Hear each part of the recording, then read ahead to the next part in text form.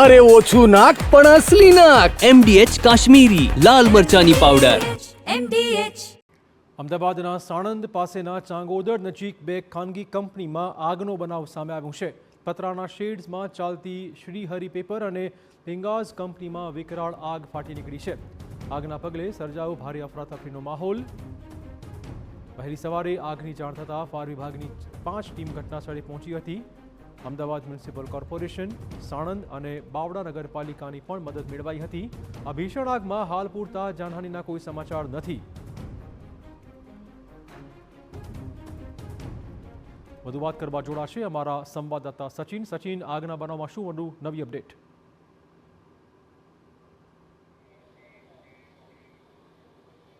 જો ચિરાગ, અત્યારે હું સીધા તમને દ્રશ્ય જ પહેલા બતાવું છું કે આ જે કંપની છે એ કંપનીમાં જે આગ લાગવાની ઘટના બની હતી એ પેકિંગ જે પુઠ્ઠાનું હોય એ પુઠ્ઠાનું પેકિંગ વાળી આ ફેક્ટરી છે અને ફેક્ટરીમાં અહીંયા આગ લાગી હતી અને લગભગ સવારે 6-6:30 વાગ્યાની આસપાસનો કોલ હતો અને એ દરમિયાન આ ઘટના બની હતી.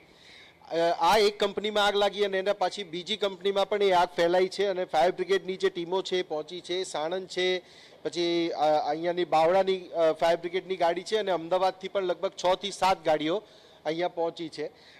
આગ ઉપર કાબુ મેળવવાનો જે પ્રયાસ છે પ્રયાસ પણ ચાલુ છે. મનુભાઈ સોલંકી આપની સાથે છે, એમની સાથે વાત કરીશું. મનુભાઈ, શું સ્થિતિ છે અને કયા પ્રકારની આગની અત્યારનો સ્ટેટસ આપણે કહીએ કે આગ કેટલી કંટ્રોલમાં? અત્યારે અમને 7 વાગે સવારે કોલ મળ્યો પ્રહલાદનગર ફાયર સ્ટેશન. ત્યાંથી તાત્કાલિક અમદાવાદની 4 ગજરાજ મોટા 20,000 લીટરના ટેન્કરો સાથે અમારી ટીમ અહીં આવી અને આવીને તરત કામગીરી ચાલુ કરી. અત્યારે 50-60% કામગીરી અમે કવર કરી લીધી છે.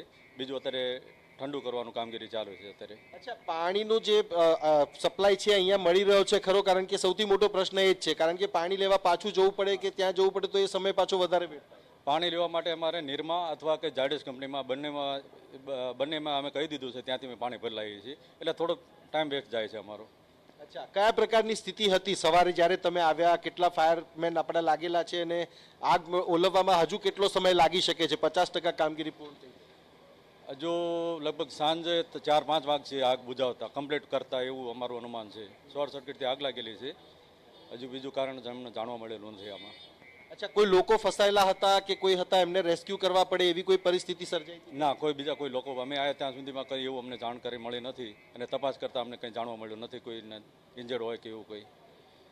તો આપ જુઓ ચિરાગ, હજુ પણ જે આગ છે એ આગ ચાલુ છે અને હજુ પણ આગ ઓલવવા માટેની જે પ્રક્રિયા છે એ પ્રક્રિયા કરવામાં આવી રહી છે. અને જે આપ જોઈ શકો છો અત્યારે અહીંયા પણ કે જે પ્રકારે આ પુઠ્ઠા જે પેકિંગ હોય છે ત્યારે એ પેકિંગ જે છે એ બનાવવામાં અહીંયા આવે છે અને એમાં જ્યારે શોર્ટ સર્કિટના કારણે આગ લાગી છે ત્યારે આખું જે યુનિટ છે યુનિટ અહીંયા જ્યારે એમાં ફાયર કેચ થયું અને ફાયર કેચ થયા પછી બીજું જે યુનિટ છે, બીજી જે ફેક્ટરી છે એમાં પણ આગ લાગી છે. આપ જુઓ, અહીંયા પાણીનો મારો ચલાવવામાં આવ્યો છે પરંતુ તેમ છતાંય હજી આટલા કલાકો પછી પણ આગ જે છે એ અલગ અલગ જગ્યાએથી લાગી રહી છે. એટલે ખૂબ ચેલેન્જિંગ ટાસ્ક છે અને કન્ટિન્યુઅસ આ જે પ્રોસેસ છે પ્રોસેસ કરવામાં અને કુલિંગ પ્રોસેસ કરવામાં પણ ઘણા કલાકોનો સમય જાય એવો છે. બિલકુલ. બીજો સૌથી મહત્વનો પ્રશ્ન અહીંયા એ છે કે જે પાણી છે એ ચોક્કસ લગભગ 4 થી 5 વાગે સાંજનો સમય થઈ જશે આગ બુઝાવતા તેવું ચોક્કસ લાગી રહ્યું છે. પરંતુ હાલમાં ફાયર ડિપાર્ટમેન્ટના કર્મચારીઓ આગ પર કંટ્રોલ મેળવવાનો પ્રયત્ન કરી રહ્યા છે. MDH બિરયાની મસાલા, પારંપરિક બિરયાનીનો અસલી સ્વાદ.